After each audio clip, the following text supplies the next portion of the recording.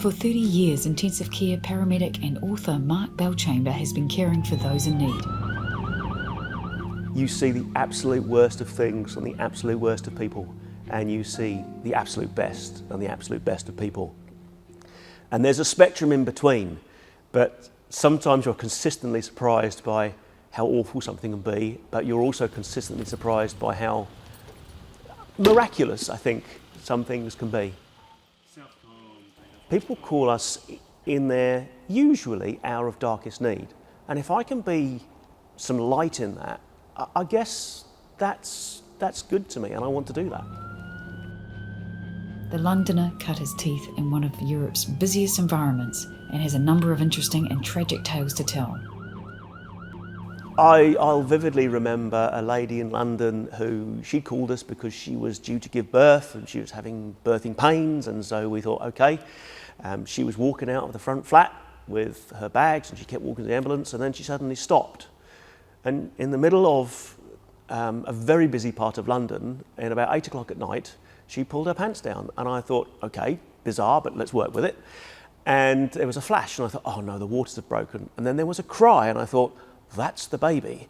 And we had to very quickly bundle up this little thing that thankfully had been caught inside this lady's pants and drag her back inside and sort everything out. And that was all, it was all a bit kind of middle of North London High Street, blood everywhere, and a baby dangling from a cord, and it was all, oh my word.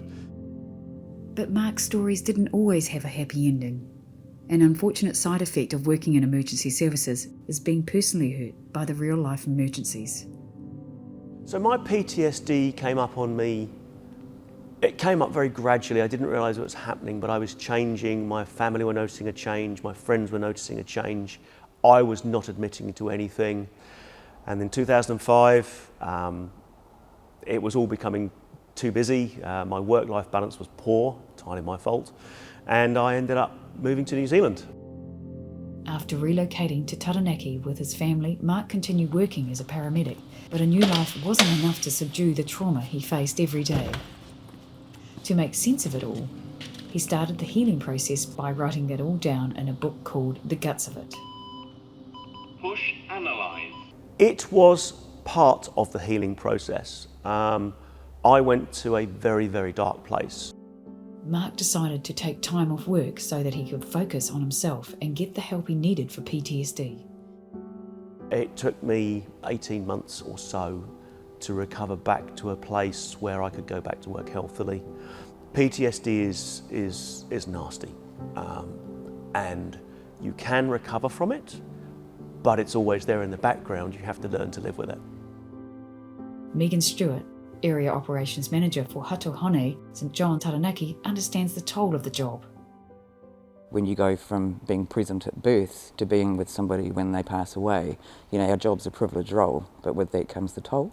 And we have so many services, you know, collegial support, our clinical support officers, our critical care paramedics, the importance of debriefing, defusing, knowing that we've got MAP, a member assistance program, then even right through to our, you know, psychological team, into our health, safety and wellness space, where we can address anything that somebody needs some help with. But the key is that that person needs to put their hand up and know that it's okay to say that they've got some challenges and they might need a bit of assistance. All of my colleagues will have different interpretations of what hurtful means, but all of us will have been to something that will have brought tears to our eyes, that will have really, really hurt. And if I could change one thing, it would be perhaps taking some of that away.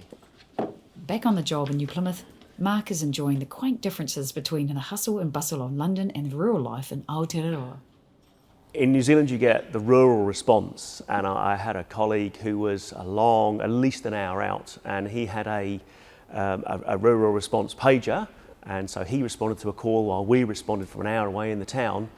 and his closest mode of transport was the horse he was riding on. And so he rode up the beach and he cared for this patient while we were an hour away and got there and handed over. And it was that's just you just wouldn't get that in the UK.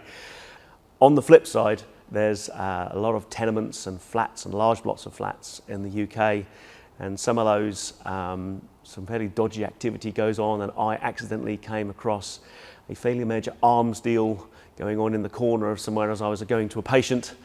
And then you just hope and pray that the uniform says, I am neutral, I am going to do nothing, I have not seen, I am not looking at you, please let me go.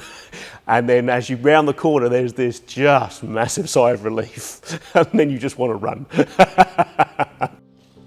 We really didn't think that we would ever see Mark back at work, to be honest. What he has achieved is truly amazing, and that is an absolute example of Mark and himself, his tenacity, his personality. We all think that we're 6 foot tall and a little bit bulletproof, but we're human, you know. I think one of the most important things to realise is that sometimes you desperately want to make a difference and you can't, and you have to be okay with that.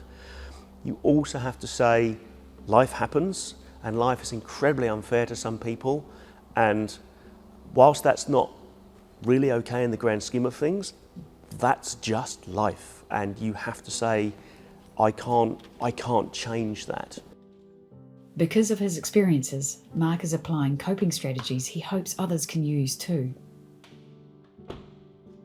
I think accepting that I'm not God, essentially, and that I am just a human being doing the best I can.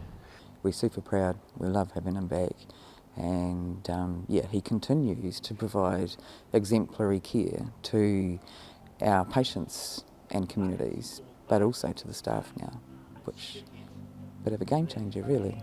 This has been the best career. I have loved it.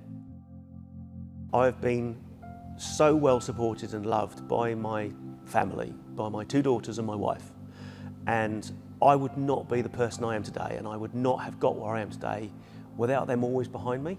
And I think it's really important to acknowledge the importance of family. Although there are many fraught times working as a paramedic, there are also plenty of unexpected uplifting moments. There was a guy who we'd been told by a care facility that he died, and we took all our gear in and were just about to start resuscitation. He did look dead, I have to be honest. And as soon as we touched him, he sat bolt upright and said, "What are you doing?" And well, what happened here? You should be dead. And he said, I was tired, I went to sleep, and I took my hearing aids out so I couldn't hear you. And I said, and he said, "What are you doing here?" And I didn't really want to say we were about to start CPR because we thought you were dead. And he said, do you? I said, well, we come round just to check you were okay. He said, "Oh, that's a good service. It's just an ambulance service offering, and will you come next week?" And I said, "No, probably not, but if you need us, we're here."